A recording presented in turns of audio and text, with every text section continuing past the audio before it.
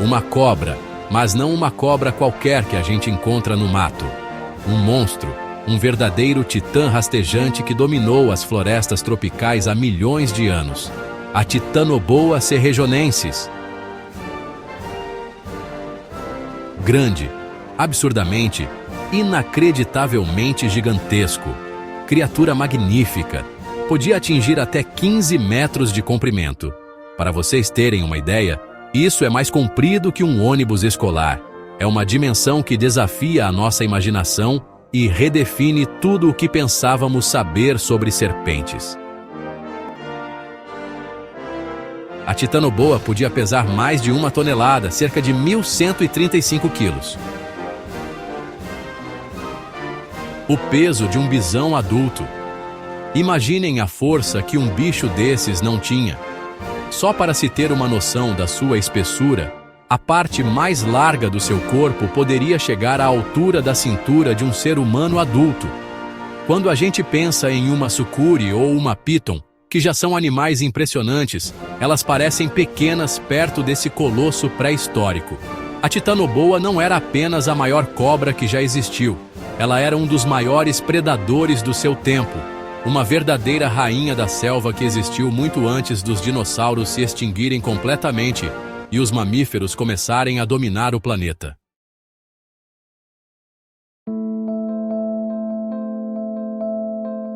Tudo começou em um lugar fascinante, a mina de carvão de Cerrejón, na Colômbia. Pensem em um lugar que é uma verdadeira máquina do tempo.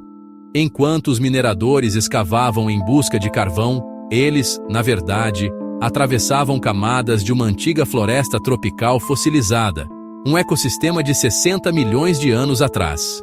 Em 2002, um estudante de geologia explorando as rochas expostas pela mineração encontrou uma folha fossilizada gigante. Foi o primeiro sinal de segredos com proporções épicas. Mal sabia ele que era só o começo. A virada veio quando os cientistas liderados por Jonathan Block e por Carlos Jaramillo começaram a explorar Cerrejón sistematicamente. Eles encontraram fósseis de tartarugas gigantes e parentes de crocodilos enormes, os dinossauros. Mas havia algo mais: vértebras gigantescas, tão grandes que acharam inicialmente que eram de crocodilos. Ninguém imaginava que aquelas ossadas pudessem ser de uma cobra. A ficha caiu quando Alex Hastings olhou para uma vértebra enorme e percebeu: não era de crocodilo, era de serpente. Para entender como a Titanoboa conseguiu ficar tão gigantesca, precisamos viajar no tempo, para o mundo em que ela vivia, o Paleoceno, há cerca de 60 a 58 milhões de anos. Esqueçam o mundo como o conhecemos hoje. O planeta estava se recuperando do impacto do asteroide que extinguiu os dinossauros, e o clima era radicalmente diferente. Era um mundo de estufa, muito mais quente e úmido. Os cientistas acreditam que a temperatura média anual na região onde hoje é a Colômbia era de pelo menos 30 a 34 graus Celsius. Isso é muito mais quente do que as florestas tropicais atuais, que têm uma média de cerca de 27 graus. Esse calor extremo foi o ingrediente secreto para o gigantismo da Titanoboa. Como a Titanoboa era um animal de sangue frio, ou ectotérmico, seu metabolismo e, consequentemente, seu tamanho estavam diretamente ligados à temperatura do ambiente. Em um clima mais quente, répteis gigantes podem manter a temperatura corporal necessária para sustentar um corpo colossal. Um clima mais frio simplesmente não forneceria energia suficiente para um bicho desse tamanho sobreviver. A floresta de Cerrejón era um pântano tropical denso e exuberante, com rios largos e lentos, muito parecido com a Amazônia de hoje, mas em uma escala muito maior e mais quente. As plantas eram enormes. Com um tamanho tão colossal, a pergunta que não quer calar é: o que a Titanoboa comia? Com certeza não eram ratinhos pequenos lagartos. A Titanoboa era um predador de topo. Sua dieta era composta por outros gigantes do seu ecossistema. Seus alvos principais eram, muito provavelmente, os grandes dinossauros, as tartarugas gigantes que dividiam os rios e pântanos de Cerrejón com ela. Imaginem a cena. Uma cobra do tamanho de um ônibus emboscando um parente de crocodilo de 7 metros. É uma batalha de titãs que realmente aconteceu. A força que essa serpente precisava ter para subjugar uma presa tão grande e poderosa é algo difícil de conceber. Ela era a rainha indiscutível daquele ambiente aquático. A titanoboa, assim como as sucuris modernas, era uma constritora. Isso significa que ela não tinha veneno. Sua principal arma era seu corpo musculoso e incrivelmente poderoso. Ela provavelmente era uma caçadora de emboscada, passando a maior parte do tempo submersa nas águas turvas dos rios, com apenas os olhos e as narinas para fora da superfície, esperando pacientemente.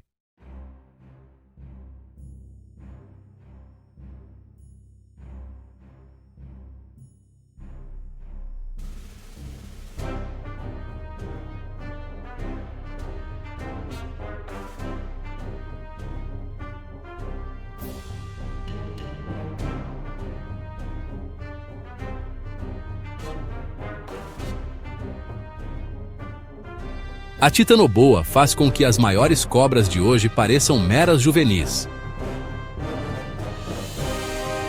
Titanoboa, cerca de 15 metros. Piton maior registrada, pouco mais de 9 metros. Diferença, quase 6 metros. O comprimento de uma girafa adulta. Em peso, titanoboa, 1.100 kg. Maior sucuri, 300 kg. Pelo menos 4 vezes mais pesada. É como comparar um leão a um gato doméstico. A titanoboa não era apenas um pouco maior, ela pertencia a uma categoria de peso e tamanho completamente diferente. Uma liga que nenhuma outra cobra, antes ou depois, conseguiu alcançar. Então, por que a titanoboa ficou tão absurdamente grande e por que não vemos cobras desse tamanho hoje?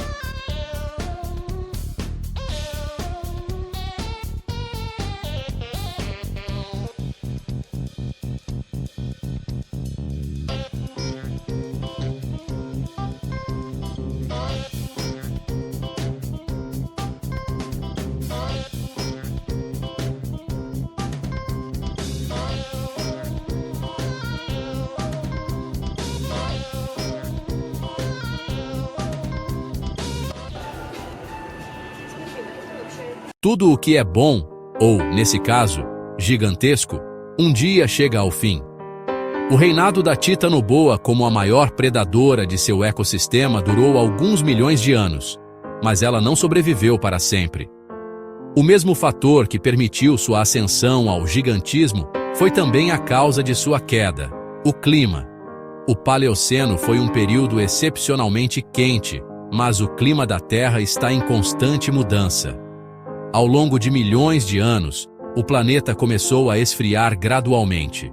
As temperaturas médias globais caíram, e as florestas tropicais quentes e úmidas que a titanoboa chamava de lar começaram a mudar e, em alguns lugares, a encolher.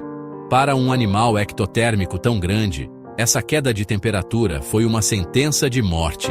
Além da mudança climática, a competição também pode ter desempenhado um papel. À medida que o mundo esfriava, novas linhagens de mamíferos, maiores e mais adaptados, começaram a surgir e a competir pelos mesmos recursos e nichos ecológicos. A era da titanoboa havia terminado.